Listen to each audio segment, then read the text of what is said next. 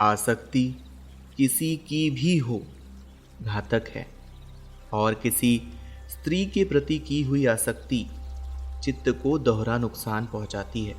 स्त्री की आसक्ति को समझने से पूर्व स्त्री को समझने की आवश्यकता है। स्त्री का निर्माण परमात्मा ने शक्ति के रूप में किया है। मनुष्य की शक्ति को क्रियान्वित करने के लिए परमात्मा ने स्त्री का निर्माण किया है। स्त्री एक शक्ति है, बशर्ते तुम उसे शक्ति समझो। स्त्री शक्ति में ग्रहण करने की अपार शक्ति होती है। वह ग्रहण करने की शक्ति को ठीक से विकसित कर सकती है, विकसित कर पूर्णत्व प्रदान कर सकती है। इस प्रकार की केवल शारीरिक संरचना नहीं होती है, वह इसको सभी क्षेत्रों में कर सकती है। पुरुष और स्त्री समाज रूपी रथ के दो पहिए हैं। इन दोनों के बिना समाज विकसित नहीं हो सकता है। स्त्री की शक्तियों का ज्ञान स्त्रियों के पूर्व पुरुष को हो गया था। शक्तियों के कारण अपने ऊपर उनका वर्चस्व न हो जाए, यह जानकर पुरुषों ने स्त्रियों को दबाना प्रारंभ किया। आज से हजारों सालों से स्त्री शक्ति का दमन होते आया है और अनजाने में समाज में एक असंतुलन का निर्माण हो रहा है। स्त्री शक्ति को संतुलित किए बिना समाज का संतुलन, समाज का विकास संभव ही नहीं है। स्त्री पुरुष की पत्नी कम होती है, माता अधिक होती है, क्योंकि माता का स्वभाव ही उसका मूल स्वभाव है। जो भी आध्यात्मिक संत महात्मा हुए हैं, उन सबके जीवन में कहीं न कहीं उनकी प्रेरणा के रूप में स्त्री शक्ति का हाथ रहा है। किसी के जीवन में परोक्ष रूप में, तो किसी के जीवन में अपरोक्ष रूप में रहा है। इसीलिए देवी देवताओं में भी स्त्रियों को विशेष सम्मान का दर्जा दिया गया है। इस प्रकार से स्त्री एक शक्ति है।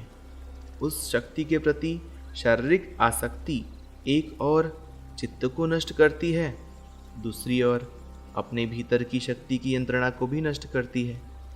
इस प्रकार से स्त्री के प्रति आसक्ति चित्त को बहुत बड़ा नुकसान पहुंचाती है।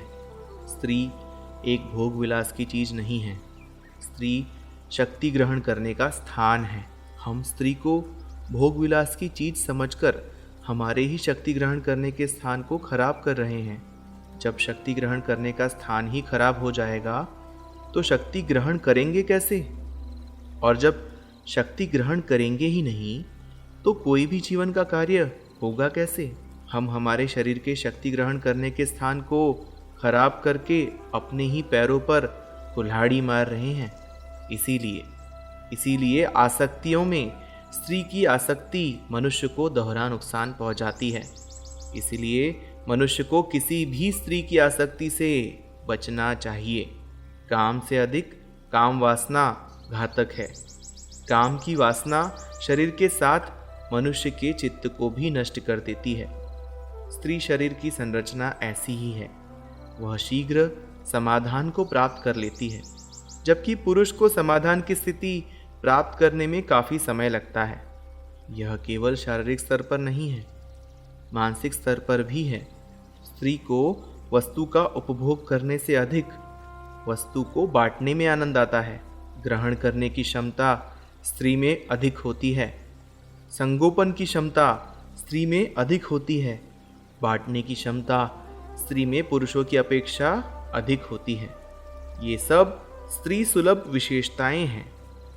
जितना स्त्री तत्व शुद्ध और पवित्र होगा, उतना ही अधिक मात्रा में ये विशेषताएं स्त्री में देखी जा सकेंगी।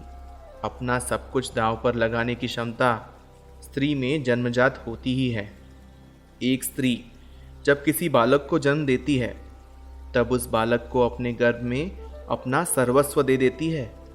इसीलिए जब भी कभी आध्यात्मिक क्रांति इस जगत में आएगी, तो उस आध्यात्मिक क्रांति का क्रियान्वयन स्त्री शक्ति से ही होगा। स्त्री सुलभ गुण है। वह अपने जीवन में एक साथ कई रिश्तों से, कई नातों से जुड़ी हुई होती है। वह शरीर से एक होकर भी अनेकों रूपों में समर्थता के साथ जीती है। जब वह एक और गर्भ में अपने शिशु की माँ होती है, उसी समय वह अपने पति की पत्नी भी होती है। जबकि पुरुष अपनी पत्नी का पति होता है पर बाप नहीं होता, वह अपने बच्चे से अलिप्त रहता है। जब तक स्त्री शक्ति को समान दर्जा नहीं दिया जाएगा, तब तक समाज में कोई आध्यात्मिक क्रांति संभव ही नहीं है, क्योंकि तब तक समाज पंगु होगा और पंगु समाज कभी दौड़ नहीं सकता। स्त्री शक्ति का सम्मान कर हम स्त्रियों पर कोई उपकार नहीं कर रहे। हम स्त्री शक्ति को मजबूत करके मानव समाज को संतुलित कर रहे हैं, और संतुलन किसी भी समाज की प्रगति के लिए आवश्यक है। स्त्री शक्ति के सम्मान के लिए पुरुष को अपने मैं के अहंकार पर नियंत्रण करना ही होगा, क्योंकि पुरुष को पुरुष होने का बड़ा अहंकार होता है, जबकि पुरुष का जन्म भी स्त्री से ही हुआ है। स्त्री का अपमान कर, स्त्री को दूसरा दर्जा देकर वह अपने ही जन्म को भूल रहा है, यानी अपनी जड़ पर प्रहार कर रहा है। वह अपनी माँ को भूल रहा है। जो पुरुष अपनी माँ से अधिक प्रेम रखता है, वह कभी भी किसी स्त्री का अपमान नहीं कर सकता। इस बात को अनेक संतों ने जाना है, इसीलिए अनेक संतों ने बार बार इसके लिए प्रयास भी किए हैं। वर्तमान के संत भी यह प्रयास कर ही रहे हैं। भविष्य में आने वाले संत भी इसी और प्रयास करेंगे, क्योंकि पुरुष और स्त्री में इतना अधिक असंतुलन है कि उस असंतुलन को ठीक करने में कई साल लगेंगे। सब संतों को मालूम है कि उनके प्रयास से भी यह असंतुलन ठीक नहीं होने वाला। फिर भी प्रत्येक संत अपने जीवन काल में स्त्री और पुरुष के असंतुलन की इस खाई को अपनी ओर से कम करने का प्रयास करता ही है। ऐसा कहकर गुरुदेव ने आंखें बंद कर ली। उनका कोई संदेश मेरे भीतर तक चला गया, ऐसा मुझे आभास हुआ।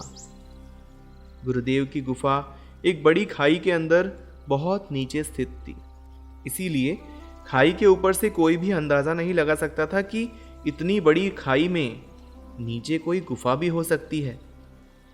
उत्तर दिशा से नीचे उतरने के लिए एक संकरा मार्ग था, और खाई में काफ़ी नीचे उतरने पर दाहिनी ओर मुड़ने पर जैसे जैसे हम जलप्रपात के पास जाते थे, पानी की आवाज़ बढ़ जाती थी।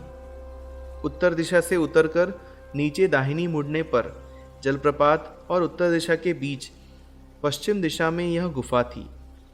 वह खाई इतनी गहरी थी, इतनी बड़ी थी कि ऊपर से गिरता हुआ पानी तो ऊपर से देखा जा सकता था, पर कहाँ जाके गिर रहा है वह ऊपर से नहीं दिखता था। ऊपर से नीचे दिखने पर घना जंगल और अंधेरा लगता था, और नीचे उगते समय सूर्य दिखता था, पर अधिक ऊपर आने पर धूप जमीन पर नहीं पड़ती थी। सदैव कोहरा ही छाया रहता था, प्रकाश बहुत कम मात्रा में पहुंचता था। धूप सीधी न गिरने के कारण गर्मी भी नहीं थी, एकदम ठंडा माहौल था। बस उस जलप्रपात के कारण ही एक जीवंत वातावरण बना हुआ था। पक्षी सुबह शाम दिखते थे, क्योंकि वहाँ पर पक्षियों ने सुंदर घोंसले बनाए थे। सभी पक्षी सुबह दाना चुगने के लिए जाते और शाम के समय वापस आ जाते। वहाँ पर घने वृक्ष और चौड़े बड़े वृक्ष कम थे, पर ऊंचे ऊंचे खूब वृक्ष थे। बहुत पास पास, यानी इतने पास थे कि कोई वृक्ष उखड़ भी जाए और गिर पड़े तो भी वह जमीन पर पूर्ण नहीं गिर पाता था, वह आसपास के वृक्षों पर गिरकर अटक जाता था। नीचे छोटे छोटे झाड़ीनुमा वृक्ष होते थे। वहाँ पर एक विशेष प्रकार के पीले फूलों के, सफ़ेद फूलों के छोटे छोटे पौधे थे। मैं जब वहाँ रहा तब एक बार उसमें बहुत बहार आई थी। उस फूल की बहार से गुरुदेव साल की गणना करते थे, ऋतु को समझते थे। गुरुदेव भी बचपन में वहाँ पर उनके गुरुजी के साथ रहते थे। मैं अधिक नहीं पूछता था, वे ही कभी कोई घटना हो जाती तो बताते थे। उनकी बातों से पता लगा कि गुरुदेव काफ़ी सालों से वहाँ निवास कर रहे थे, लेकिन बीच बीच में उन्होंने हिमालय की कई यात्राएं की थी। वे बीच बीच में हिमालय की घटनाएं बताते थे। पता नहीं क्यों उनसे कुछ पूछने की इच्छा ही नहीं होती थी, क्योंकि उनके सानिध्य में मन में कोई प्रश्न ही नहीं आते थे, तो फिर कुछ पूछने का सवाल ही नहीं आता था। उनके साथ समय का पता ही नहीं लगता था। वे थोड़े गंभीर स्वभाव के लगते थे। ऐसा लगता था मैं जो उनको जान पाया हूँ वह बहुत थोड़ा है।